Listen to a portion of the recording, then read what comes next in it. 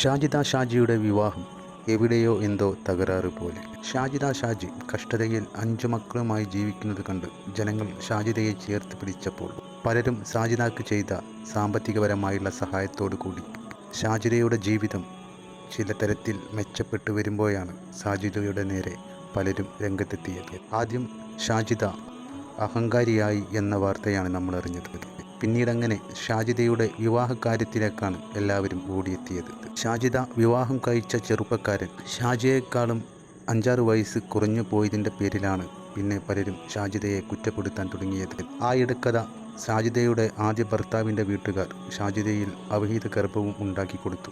ഇങ്ങനെയൊക്കെ വളരെ പ്രയാസത്തിൽ ഷാജിദ മുന്നോട്ട് നീങ്ങിപ്പോകുന്ന ഇടയിലാണ് ഷാജിദ ഇപ്പോൾ കഴിച്ച വിവാഹത്തിൻ്റെ പിന്നിൽ പല ദുരൂഹതകളുള്ള പോലെയുള്ള വാക്കുകളുമായി ചിലർ രംഗത്തെത്തിയത്.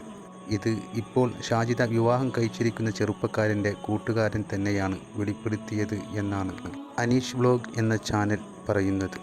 അദ്ദേഹത്തിൻ്റെ വീഡിയോ കമൻറ്റ് ബോക്സിൽ ഒരു വ്യക്തി വന്ന് താൻ ഇപ്പോൾ ഷാജിദ വിവാഹം കഴിച്ചിട്ടുള്ള ചെറുപ്പക്കാരൻ്റെ കൂട്ടുകാരനാണെന്നും ഷാജിദ ആ ചെറുപ്പക്കാരനെ ട്രാപ്പിൽ പെടുത്തിയതാണെന്നും അവൻ നല്ല രീതിയിൽ ദീനീബോധത്തിൽ കഴിയുന്നവനാണെന്നും എന്തിനേറെ വിവാഹം നിശ്ചയം കഴിഞ്ഞ വ്യക്തി കൂടെ ആയിരുന്നു എന്നും ഷാജിദയുമായുള്ള ബന്ധം അറിഞ്ഞതിന് ശേഷം പെൺവീട്ടുകാർ ബന്ധത്തിൽ നിന്ന് ഒഴിഞ്ഞു പോകുകയും ചെയ്തു എന്നൊക്കെയാണ് ആ ബ്ലോഗർ തൻ്റെ ചാനലിലൂടെ വെളിപ്പെടുത്തിയിരിക്കുന്നത്.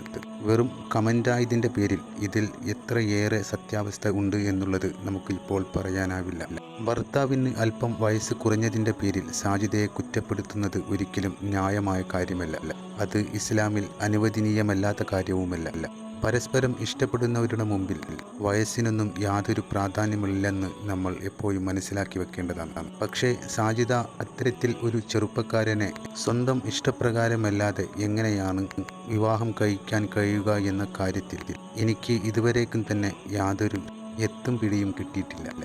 ഇനി ഷാജിദയുടെ ഉയർച്ച കണ്ട് അഹങ്കാരപ്പെട്ട് ഷാജിദയെ എങ്ങനെയെങ്കിലും തകർക്കണമെന്ന് ഗൂഢാലോചന നടത്തുന്നവരുടെ കൈകളാണോ ഇതിൻ്റെ പിന്നിലുള്ളത് എന്നും അറിയില്ല.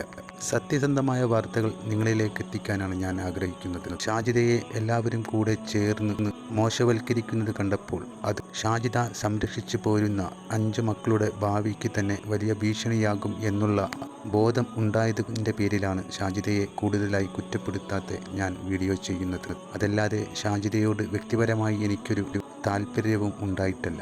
അപ്പോഴതാ പല നീച സ്ത്രീകളും എൻ്റെ നേർക്കും തിരിയുന്നു. ഷാജിദ കുറ്റക്കാരിയാണെങ്കിൽ തന്നെ അവരെ കാര്യങ്ങൾ മനസ്സിലാക്കി നല്ല നിലയിൽ ജീവിക്കേണ്ടതിനുള്ള സാഹചര്യം ഉണ്ടാക്കി കൊടുക്കുകയല്ലേ ചെയ്യേണ്ടത്.